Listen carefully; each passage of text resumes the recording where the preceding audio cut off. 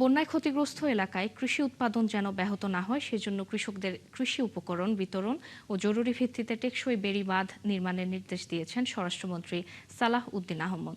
কক্সবাজারের পেকুয়া মাতামুহুরী এলাকা পরিদর্শন ও ত্রাণ বিতরণ কার্যক্রমে অংশ নিয়ে তিনি কথা জানান। এছাড়া বন্যার দ্রুত পানি নিষ্কাশনে বন্ধ খালের মুখ খুলে দেয়া এবং স্লুইস গেটগুলো পুনর্নির্মাণের নির্দেশনা দেন মন্ত্রী। সঞ্জিল অন্তরকে সাথে নিয়ে আরও জানাচ্ছেন মুহাম্মেদ হোসাইন।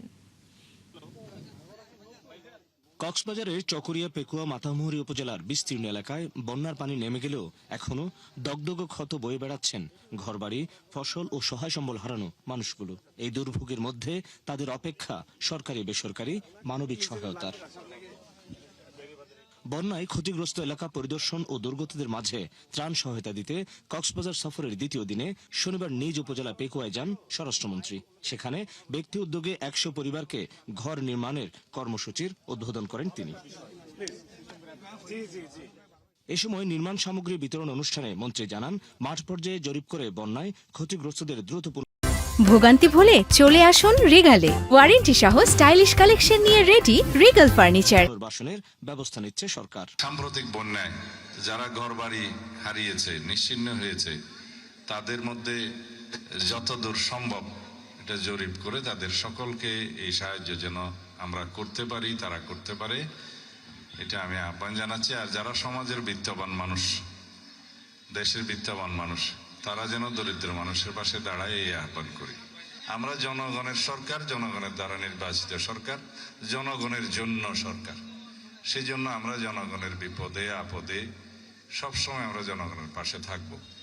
এটা আমাদের আদর্শ, এটা আমাদের উদ্দেশ্য, এটা আমাদের অঙ্গীকার। পরে পূর্ব মেহেরনামায় ভাঙা বেড়িবাঁধ পরিদর্শন করেন সালাউদ্দিন আহমদ। কৃষকদের কৃষি সহায়তার পাশাপাশি জরুরি ভিত্তিতে বন্যা প্রতিরোধে টেকসই বেড়িবাঁধ নির্মাণের নির্দেশনা দেন তিনি। কৃষি উৎপাদন যাতে ব্যাহত না হয় সেজন্য বন্যা উপদ্রুত এলাকায় বেড়িবাঁধ জরুরি ভিত্তিতে মেরামত করা এবং সার, বীজ, কীটনাশক সহ কৃষকদের সহযোগিতায় যতটুকু যেখানে করা দরকার আমরা সেই পরিকল্পনা নিয়েছি। এটা সমন্বিতভাবে করার জন্য, এই কার্যক্রমগুলো সমন্বিত করার জন্য একজন মন্ত্রীকে দায়িত্ব দেওয়া হয়েছে।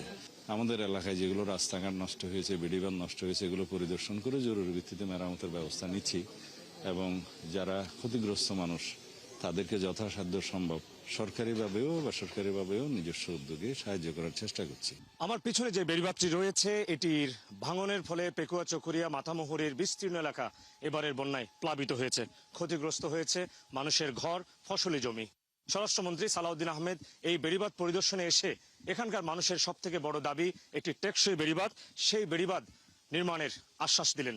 দ্রুত পানি নিষ্কাশনে বন্ধ হওয়া খালের মুখ খুলে দেয়া, স্লুইস গেটগুলো পুনর্নির্মাণ ও মেরামতের নির্দেশনাও দেন কক্সবাজার ১ আসনের এই সংসদ সদস্য। টেকসই বেড়িবাঁধ নির্মাণের পরিকল্পনা আমাদের আছে, আমরা ক্রমান্বয়ে সেগুলো করব এবং বেড়িবাঁধের অভ্যন্তরে খালের যেগুলো মুখ, যেগুলো বন্ধ হয়ে আছে এবং যেগুলোর মুখে সুইচ গেট আছে, এগুলো ক্ষেত্রমতে নির্মাণ করা, মেরামত করা, সংস্কার করে যাতে ভিতরের পানিটা দ্রুত নিষ্কাশন হয় সে ব্যবস্থা করা এবং উল্টাভাবে শুষ্ক মৌসুমের সময় যাতে লবণাক্ত পানি না ঢুকতে পারে সেই ব্যবস্থা করা।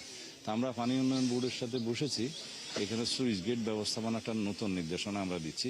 পেকুয়া ছাড়াও মাতামুহুরী উপজেলার কোনাখালী, ভেওলা মানিকচর ও পূর্ব বড় ভেওলা, সাহারবিল ইউনিয়নের ক্ষতিগ্রস্ত এলাকা পরিদর্শন ও ত্রাণ বিতরণ কার্যক্রমে অংশ নেন স্বরাষ্ট্রমন্ত্রী।